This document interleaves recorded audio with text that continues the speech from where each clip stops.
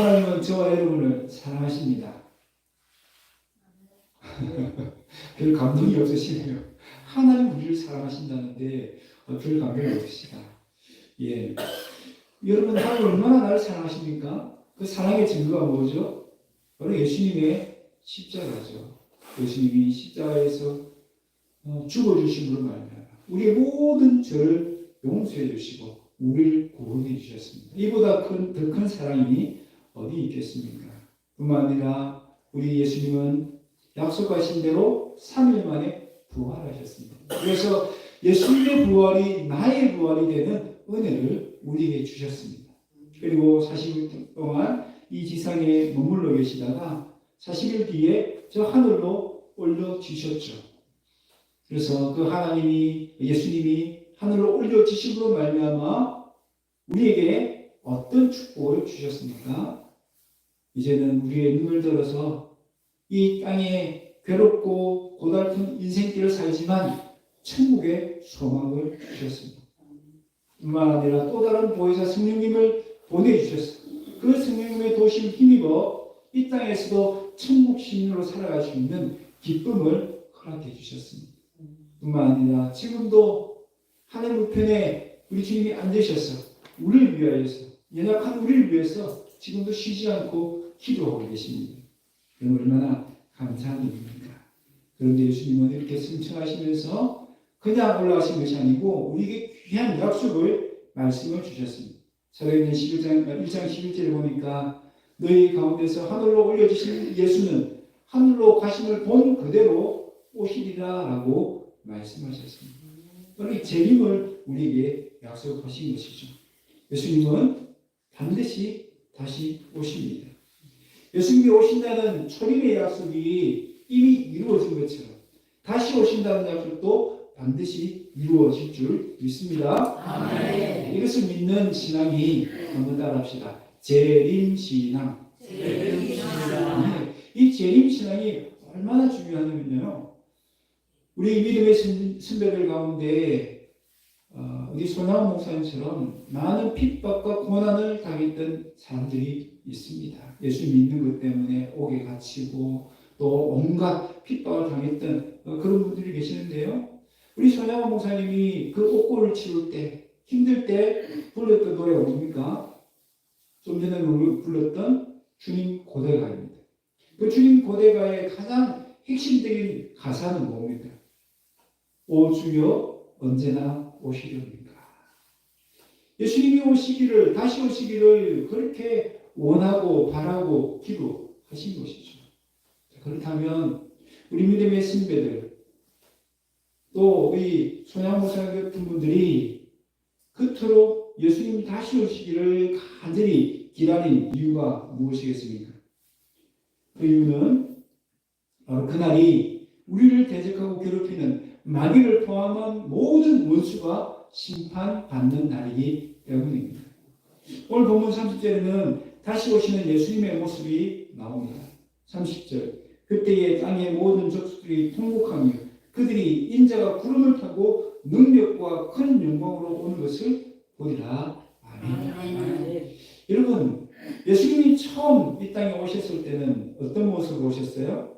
처음 오셨을 때는 이 아기의 모습으로, 아주 연약한 모습으로 오셨죠. 그러나 다시 오실 때는 어떤 모습으로 오십니까? 능력과 존귀와 영광의 모습을 입고 오신다라고 말씀합니다. 여러분 계시록에 보면 그 예수님의 모습이 잘 나오는데요. 1장과 11장에 그 예수님의 모습을 형상화해서 이미지화해서 이렇게 말씀을 해주십니다. 그런데 그 모습을 보면 아기의 모습과는 전혀 다른 모습입니다. 흰 말을 타시고 공의로 심판하십니다. 눈은 불꽃 같고 얼굴은 해처럼 빛이 납니다. 정말 영광스러운 모습이죠. 그리고 15절에 보면 능력으로 심판하시는 장면이 나오는데 그의 입에서 예리한 금이 나오고 그것으로 만국을 치고 친히 철장으로 다스리고 친히 하나님의 곧 전능하신 이의 명렬한 진노의 포도주 틀을 밟겠다라고 말씀합니다. 여러분 이것은 바로 우리의 원수대적 마귀와 그를 추종하고 따르는 귀신들과 악한 영들을 향한 하나님의 심판의 모습을 말씀하고 있는 것입니다. 여러분 사도신경에서도 우리가 재림하시는 예수님이 하시는 일에 대해서 고백하죠. 뭐라고 고백합니까? 거기로부터 살아있는 자와 죽은 자를 심판하러 오십니다 라고 분명하게 말씀합니다. 예수님은 왜 이 땅에 오신다고요? 우리의 원수, 우리의 대적 마귀와 사탄과 그를 추종하는 사악한 악한 영들을 심판하시기 위해서 오신다라고 말씀합니다. 오늘날 로마의 황제 네로 혹은 공산주의의 독재자들처럼 예수 믿는 사람들을 괴롭히고 핍박하는 많은 사람들이 있습니다. 바로 악의 영에 물든 사람들이죠. 그들을 심판하신다라고 말씀하는 것입니다. 여러분 그들의 권세는 얼마나 대단해 보입니까? 너무나 막강해 보이고 우리 힘으로 도저히 이길 수 없을 것처럼 보입니다. 그들의 악행은 멈추지 않을 것 같아요. 영원히 계속될 것 같이 보입니다. 그런데 그날 어떤 날 예수님이 재림하시는 날에는 그들의 권세는 허망하게 무너질 것입니다. 그들의 웃음은 통곡으로 변하게 될 것입니다. 계시록 1장 7절에 약속하십니다. 1장 7절을 같이 읽겠습니다. 시작. 볼지어다 그가 푸름을 타고 오시리라. 각 사람이 그를 보겠고 그를 찌른 자들도 볼 것이요 땅에 있는 모든 족속이 그로 말미암아 애곡하리니 그러하리라. 아멘. 아멘. 아멘. 진실로 그러합니다. 진실로 우리 예수님이 오셔서 우리를 괴롭히고 우리를 힘들게 하고 우리를 아프게 했던 원수 대적들을 다 심판하여 주실 줄로 믿습니다. 아멘. 하나님은 우리의 원수를 가만히 내버려 두지 않습니다. 지금은 멀쩡한 것 같고 오히려 더 잘나는 것 같지만 그날에는 하나님의 무서운 심판이 있다라고 말씀합니다. 그들이 반드시 애곡하리라 라고 말씀합니다. 여러분 이것을 믿는 신앙이 뭐라고요? 재림신앙이라는 것입니다. 여러분 이 재림신앙이 있으면요 어떻게 될까요? 바로 이런 원수 대적들을 두려워하지 않을 수 있습니다. 지금은 저들이 그렇게 큰 소리치고 우리를 괴롭히지만 언젠가 심판받을 것을 그래 믿으면요 그들의 모습이 두렵지 않습니다. 그들의 성공을 부러워하지 않을 수 있습니다. 그들이 지금 잘하는 것 같지만 언젠가는 파멸할 것이기 때문입니다. 뿐만 아니라 그들을 불쌍히고 그들을 위해서 오히려 기도할 수 있는 마음이 생겨야 합니다. 참 불쌍하다. 지금 알지 못해서 저런데 나중에는 다 불지옥불에 떨어질 것인데 그런 마음이 드는 거죠. 그래서 손으로 악을 이길 수가 있는 것이죠. 로마서 12장 19절에서 21절에 우리 주님이 말씀하십니다. 우리 하나님께서 뭐라고 약속하시죠? 우리의 원수를 하나님이 그냥 가만히 보고 있지 않겠다는 것입니다. 반드시 내가 친히 갚겠다라고 말씀합니다. 그러니까 너희들은 그 원수 신경 쓰지 마. 너희들이 직접 그 원수 갚으려고 하지 마. 오히려 그 원수를 위해서 기도하고 그 원수가 배고프면 먹을 것을 주고 목마르면 마실 것을 주라고 말씀합니다. 손으로 악을 이기라고 말씀을 하는 것이죠. 여러분 어떻게 우리가 원수를 참고 견딜 수 있습니까? 어떻게 원수를 향해서 오히려 손으로 악을 갚을 수 있습니까? 어떻게 해요? 우리의 재림신앙이 있습니다. 재림신앙. 손으로 악을 이길 수 있는 힘은요 재림신앙에서 나오는 줄로 믿습니다. 오늘 이 재림신앙으로 무장해서 손으로 악을 이길 수 있는 저희들 되시기를 바랍니다. 두 번째 우리 예수님의 재림을 간절히 기다려야 되는 이유는 무엇입니까? 그것은 그날은 바로 원수들은 심판받지만 우리 믿는 성도들에게는 칭찬과 영광과 존귀가 기다리고 있기 때문입니다. 베드로전서 1장 7절 말씀인데요. 같이 한번 읽겠습니다. 시작. 너희 믿음의 확실함은 불로 연단하여도 없어질 금보다 더 귀하여 예수 그리스도께서 나타나실 때에 칭찬과 영광과 존귀를 얻게 할 것이니라. 아멘. 아멘. 예, 불로 연단한다라는 것은요 마치 불 속에 들어간 같은 그런 핍박과 어려움을 당할지라도 변함없는 금과 같은 믿음을 소유한 자들, 그들은 우리 주님 오시는 그날에 칭찬과 영광과 존귀가 있을 것이다 라고 약속을 해 주신 것입니다. 아멘. 아멘. 네. 지금은 보잘것없고, 지금은 너무 연약하고, 지금은 세상에 치이고 그 악한 자를 원수들의 짓밟히는 것 같지만, 그날에는 뭐가 주어진다고요? 영광과 칭찬과 존귀가 주어진다. 여러분 생각해 보세요. 그 로마 시절에 그 토굴에 숨어 지내다가 붙잡혀가지고 사자굴에 처박히고, 여러분 그 많은 사람들에게 구경거리가 되고 그렇게 처참하게 죽어가는 그들의 마음에는 어떤 믿음이 있다고요? 지금은 내가 이렇게 비참하게 죽어가는 것 같지만 그날에는 영광과 칭찬과 존귀가 있을 것이다. 그 믿음으로 그 모든 어려움들, 모든 핍박들을 이겨낼 수 있었다는 것입니다. 여러분, 하나님 왜 이 약속을 우리에게 주십니까? 어떤 유혹과 핍박이 있다 할지라도 이 금과 같은 믿음을 끝까지 잘 유지하라고 우리를 격려해 주시기 위해서 이 말씀을 주신 줄로 믿습니다. 아멘. 그래서 하나님은 지금도 이 말씀을 통해서 우리에게 힘내라고, 화이팅 하라고, 그 믿음을 끝까지 지키라고 우리를 격려해 주시는 것입니다. 여러분, 세상 사람들은 이 사실을 모르니까 예수 믿어도 별 수 없네, 예수 믿어도 복을 받지 못하네, 그렇게 눈총을 줍니다. 예수 믿어도 아무 소용이 없다고 멀립니다. 믿지 않는 가족들은 오히려 믿지 말라고 그렇게 반대하기도 합니다. 그러나 예수님 오시는 날에는 놀라운 반전이 일어납니다. 여러분, 우리 춘향전 잘 아시죠? 춘향전에 보면 놀라운 반전이 일어나잖아요. 언제 일어납니까?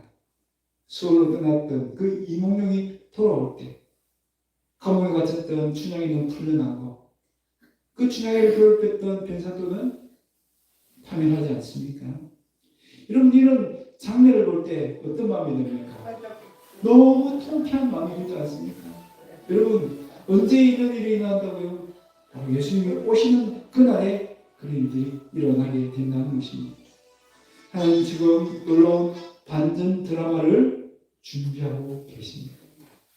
아멘. 아멘. 네. 그 반전 드라마의 주인공이 누굽니까? 바로 저와 여러분 것이죠. 끝까지 믿음을 지킨 사람, 끝까지 어떤 환난과 핍박이 와도 금과 같은 믿음을 변함없이 지키는 그들에게 칭찬과 영광과 존귀가 주어질 줄로 믿습니다. 아멘. 그러나 주님을 기다리는 것은 아무것도 하지 않고 그냥 막연히 기다린다는 것이 아닙니다. 요한일서 2장 28절 같이 한번 읽겠습니다. 시작. 자녀들이여, 여러분은 그리스도 안에서 사십시오. 그러면 그리스도께서 다시 오실 때 부끄러움을 당하지 않고 뜻뜻이 그분을 뵙게 될 것입니다. 아멘. 여러분, 어떻게 우리가 금과 같은 믿음으로 어떤 핍박, 유혹에도 흔들리지 않고 믿음을 지킬 수 있습니까? 오늘 성경이 말씀합니다. 그리스도 안에서 사십시오. 네? 우리가 그리스도 안에 거하면요, 끝까지 이 믿음을 지킬 수 있다는 것입니다. 그래서 그리스도께서 다시 오실 때에 부끄러움 없이 그분을 맞이할 수 있다라고 말씀하고 계십니다. 여러분, 제자를 기다리는 성도는요, 주님을 부끄러움 없이 만날 수 있도록 날마다 회개의 삶을 살아야 될 줄로 믿습니다. 아멘. 뿐만 아니라 지혜로운 다섯 처녀처럼 늘 깨워서 기름을 준비하는 삶을 살아야 될 줄로 믿습니다. 아멘. 뿐만 아니라 아직도 이 복음을 알지 못하는 많은 사람들에게 이 복음을 전해서 그들도 함께 주님을 맞이할 수 있도록 그들의 복음을 전하는 삶을 살아야 될 줄로 믿습니다. 아멘. 그렇게 기쁨으로 주님을 맞이하는 우리 모두가 되시기를 바랍니다. 아멘. 마지막으로 우리의 재림을 간절히 기다려야 되는 이유는 무엇일까요? 그날에는 우리 모든 성도들이 어린 양의 혼인잔치의 주인공으로 참여할 수 있기 때문입니다. 여러분, 다시 오시는 예수님은요, 무서운 심판자의 모습으로만 오시는 것이 아닙니다. 사랑이 넘치고 자비로우신 신랑의 모습으로 오십니다. 여러분 계시록 19장 9절 말씀 같이 읽겠습니다. 시작. 천사가 내게 말하기를 기록하라. 어린 양의 혼인잔치에 청함을 받은 자들이 복이 있도다 하고 또 내게 말하되 이것은 하나님의 참되신 말씀이라 하기로. 아멘. 예, 그날에는 어떤 일이 있다고요? 그날 혼인잔치가 있다는 겁니다. 누구의 혼인잔치? 어린 양의 혼인잔치. 이것을 말하는 어린 양이 누굽니까? 바로 예수님이죠. 예수님이 어린 양으로 이 땅에 오셨잖아요. 그런데 재림하실 때 그 어린 양의 혼인잔치의 신랑으로 딱 등장하는 거예요. 신랑은 예수님입니다. 그럼 신부는 누구죠? 네, 신부는 바로 우리라는 겁니다. 우리가 칭함을 받았다는 거예요. 칭함을. 우리가 다 초청을 받았어요. 누구로? 그냥 일반 손님이나 하객이 아니에요. 그 혼인잔치의 꽃이라고 할 수 있는 신부로서 우리가 초청을 받은 겁니다. 얼마나 감사합니다. 얼마나 영광스러운 일입니까? 여러분, 대통령이 당선되고 그 대통령이 취임하는 그 자리에 참여하는 것도 그죠? 아무나 참석 못하잖아요. 초청 받은 사람만 다 참석하잖아요. 제가 초청 받았다 하면 얼마나 영광스럽게 생각하겠습니까? 여러분이 초청 받았다고 생각하세요. 얼마나 기쁘게 생각하겠습니까? 그런데 우리는 그런 세상에 정말 멋진 그런 이벤트보다 훨씬 더 영광스러운 이벤트, 거기에 우리가 주인공으로 딱 참석할 수 있도록 우리 주님이 우리를 불러주시는 거예요.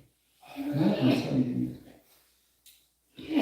여러분, 사실 우리는 지금도 예수님과 함께 지내고 있죠? 아닙니까? 맞습니다. 지금도 우리는 예수님과 함께 있어요. 그런데 그 차이가 뭘까요? 지금 우리가 함께 예수님과 함께 지내는 것과 그날에 우리가 예수님의 신부로서 함께 지내는 것은 어떤 차이가 있을까요? 그것을 알 수 있는 본문이 고린도전서 13장 12절 말씀입니다. 함께 읽겠습니다. 시작. 우리가 지금은 거울로 보는 것 같이 희미하나 그때에는 얼굴과 얼굴을 대하여 볼 것이요 지금은 내가 부분적으로 아나 그때에는 주께서 나를 아신 같이 내가 온전히 알라. 아멘. 아멘. 여러분, 비유한다면요, 우리가 결혼을 약속하고 멀리 떨어져 지내다가 이제 결혼을 하는 날 딱 만나서 그때부터는 영원히 함께 사는 것과 똑같다는 것입니다. 여러분, 지금은 기술이 많이 발달돼서 아무리 멀리 있어도 서로 얼굴 보면서 통화할 수 있죠. 예, 영상 통화를 한다든지 뭐 카카오톡의 페이스톡을 통해서 또 영상을 보면서 서로 대화를 할 수 있습니다.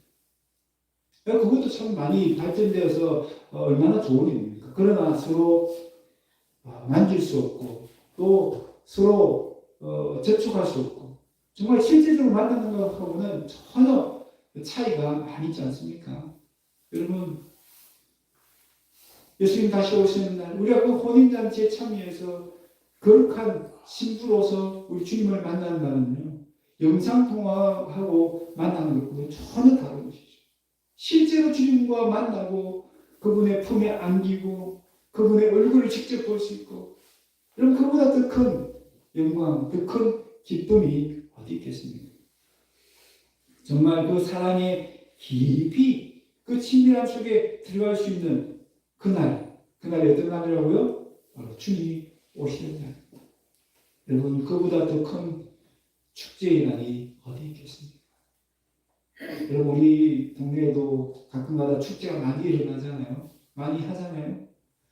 세상에 어떤 축제, 어떤 큰 축제보다도요, 이 어린 양의 혼인잔치가 가장 큰 축제인 줄 믿습니다. 여러분, 인도의 부자들은 우리가 상상을 초월할 정도로 큰 결혼 예식을 합니다. 정말 세계적인 탑스타들을 다 초청하고 세계의 유수의 정치 지도자들, 유명인들을 다 초청할 정도로 큰 혼인잔치를 합니다. 몇백억이 드는 그런 혼인잔치를 해요. 자신의 부를 과시하기 위해서. 그런데 우리 주님이 마지막 날 혼인잔치 하는 날, 그때의 규모는 어떨까요? 여러분, 예수님이 신랑이시고 신부는 한두 사람이 아니잖아요. 수많은 사람들이 예수님의 그 신부로 초청받아서 그 영광스러운 혼인잔치를 한다 생각해 보십시오. 그보다 큰 축제가 어디 있겠습니까? 여러분, 그날에 우리 주님 우리를 초청해 주신 줄 믿습니다. 여러분이 그 잔치에 참여해야 되지 않을까요? 여러분, 어떻게 우리가 그 잔치에 참여할 수 있을까요? 어떻게 해야 됩니까? 여러분, 우리가 그날에 참여하기 위해서는 거룩한 신부로 준비되어야 될 줄로 믿습니다. 아멘. 여러분, 이몽룡이가 춘향이를 받아준 이유는 뭡니까? 그 정제를 지켰기 때문이지 않습니까? 우리도 마찬가지입니다. 우리도 예수님을 신랑으로 맞이하기 위해서는 우리 신앙의 정제를 지켜야 될 줄로 믿습니다. 아멘. 여러분, 그래서 일제 치하에서 그 많은 우상 숭배의 유혹들이 또 그렇게 우상 숭배하지 않으면 죽인다라는 핍박 아래서도 진짜 참배하지 않았던 이유가 뭡니까? 바로 거룩한 신부로서 자신의 믿음을 지키기 위해서였죠. 우상 앞에 절대 절하지 못한다. 그렇게 신앙의 정리를 지켰기 때문에 거룩한 신부로서 준비될 수 있었던 것입니다. 그런데 성경에 보니까 우리가 거룩한 신부로 준비되는 것도 우리의 힘과 노력으로 된다고요? 아닙니다. 오늘 데살로니가전서 5장 23절 말씀 같이 한번 읽어보겠습니다. 시작. 평강의 하나님이 친히 너희를 온전히 거룩하게 하시고 또 너희의 온 영과 혼과 몸이 우리 주 예수 그리스도께서 강림하실 때에 흠없게 보존되기를 원하노라. 아멘. 하나님이 친 우리를 거룩하게 해주신다는 거예요. 그러니까 우리가 거룩한 신부가 되는 것도 우리의 노력이나 우리의 공로로 되는 것이 아니고 오직 하나님의 은혜로 된다라고 말씀합니다. 뿐만 아니라 우리가 보존한다라고 하지 않고 보존된다라고 말씀합니다. 그러니까 우리가 보존되는 것은 누구 때문에 되는 거예요? 하나님이 우리를 보존해 주는 거예요. 그래서 이 보존이라는 이 말의 뜻을 보면요, 주의하여 살펴본다, 지킨다라는 뜻이 있습니다. 이것은 마치 엄마가 사랑하는 아기를 지키고 보살피고 지켜주는 것과 똑같은 의미입니다. 여러분, 어린아이는 아무것도 할 수 없죠. 그죠? 어린아이가 어떻게 무서운 그 불이나 물의 위협으로부터 자신을 지킵니까? 어떻게 무서운 그 맹수로부터 자신을 지킵니까? 엄마가 딱 보호를 해줘야 되죠. 그 위험한 물에서, 위험한 불에서 엄마가 딱 안아주니까 보존될 수 있는 거죠. 자기가 살아날 수 있는 거죠. 마찬가지입니다. 우리가 거룩한 신부가 되는 것도 하나님 우리를 보존시킬 수 있도록 지키시고 보살펴 주시기 때문에 가능한 거예요. 그렇다면 우리는 어떻게 해야 되죠? 우리 주님이 나를 보살펴 주실 수 있도록, 나를 지켜 주실 수 있도록 내가 주님께 다가가야 되고, 내가 주님의 손을 붙들어야 되고, 주님의 도우심을 구해야 되는 것입니다. 그렇게 내가 거룩한 신부가 되겠다는 그 마음을 가지고 주님께 나를 의탁하고 나를 지키고 보호할 수 있도록 나 자신을 맡길 때 우리 그날에 거룩한 신부가 되어줄 수 있을 줄로 믿습니다. 여러분, 그만큼 우리의 노력과 우리 힘으로는 내 스스로는 거룩한 신부가 될 수 없다는 겁니다. 그래서 우리 믿음을 흔들고 이 주님을 향한 이 사랑을 버리도록 유혹하는 시험이 많은 이 세상 속에 살기 때문에 더욱더 주님의 은혜만을 의지해야 될 줄로 믿습니다. 그래서 그 주님의 은혜의 힘을 입어서 춘향이처럼 일편단심으로 주님만 사랑하기로 다짐할 수 있는 저와 여러분 되시기를 바랍니다. 여러분, 주님을 사랑하는 마음을 잃어버리도록 유혹하는 세상 속에 우리가 살고 있습니다. 핍박만 아니라 때로는 세상의 달콤한 유혹들이 우리를 넘어지게 하는 것이죠. 이런 세상 속에서 우리가 간직해야 될 것이 뭡니까? 한번 따라합시다. 재림신앙. 재림신앙. 사랑하는 주님을 향한 그 마음. 그 마음이 바로 재림신앙이에요. 주님을 사랑하는 마음으로 주님을 기다리는 그 마음. 그 마음이 재림신앙이에요. 그리고 고통 있고 핍박 있는 이 세상도 또 때로는 달콤한 유혹이 있는 이 세상에서도 이 재림신앙을 잘 간직해야 될 줄로 믿습니다. 아멘. 그래서 이 재림신앙으로 나 자신을 거룩한 신부로 잘 단장하시고 그래서 기쁨으로 주님을 맞이할 수 있는 저와 여러분 다 되시기를 바랍니다. 아멘. 말씀을 맺습니다. 여러분 성경은 약속의 책이죠. 약속의 책. 그래서 이미 많은 약속들이 이루어졌습니다. 예수님에 대한 약속들. 어떤 약속들이 이루어지셨죠? 어떤 약속이 이루어졌습니까? 감상해 보세요. 예수님이 오실 것이라는 탄생에 대한 약속이 이루어졌습니다. 또 예수님이 십자가에서 못 박혀 돌아가실 것에 대한 약속이 이루어졌습니다. 또 예수님이 3일 만에 부활하실 것에 대한 약속도 이루어졌어요. 그리고 예수님이 하늘로 승천하셨다는 약속도 이루어졌습니다. 이제 남은 약속이 있는데 그 약속이 뭡니까? 예수님 다시 재림하신다는 약속이에요. 여러분 성경에 보니까 예수님이 오신다는 이 초림에 대한 약속은요 456번이 있었다고 해요. 그런데 예수님이 다시 오신다는 재림에 대한 약속은 1845번이나 있었다라고 말합니다.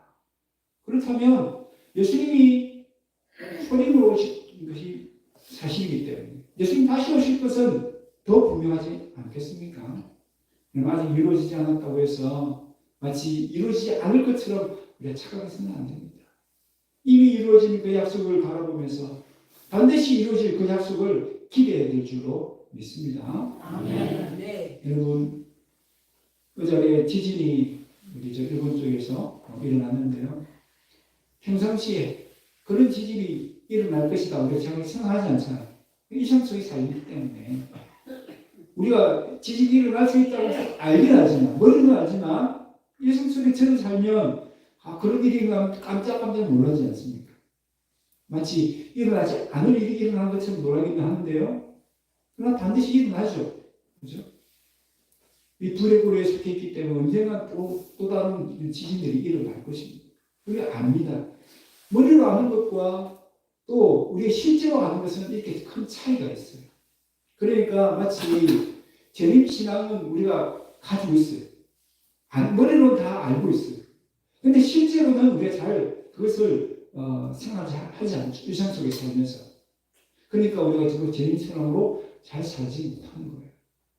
그러므로 우리가 오늘 이 말씀을 통해서 우리 일상 속에서도 이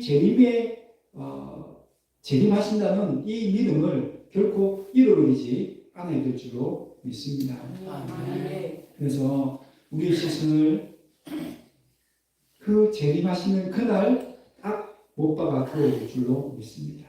네. 그 재림의 날 어떤 일이 난다고 하셨죠? 우리 원수가 심판받는다고 말씀하셨어요.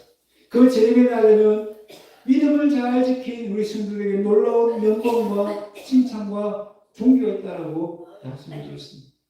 그러니까 우리 그것을 기대하고 믿음을 잘 지켜야 될 줄로 믿습니다. 그 마음이가 그날 어떤 날인지라고 하셨죠? 사랑하는 주님과 영원히 함께 사는 혼인잔치에 우리가 주인공으로 참여해야 된다라고 말씀하셨습니다. 우리 그날 기대하면서 우리 춘향이처럼 일편단심으로 우리의 신앙의 증거를 잘 지키겠다. 그런 믿음의 다짐을 우리가 해야 될 줄로 믿습니다. 여러분 주님의 신앙으로 우리 무장할 때 오늘 이 땅에서 일어나는 어떤 핍박도 어떤 유혹도 이겨낼 수 있을 줄로 믿습니다.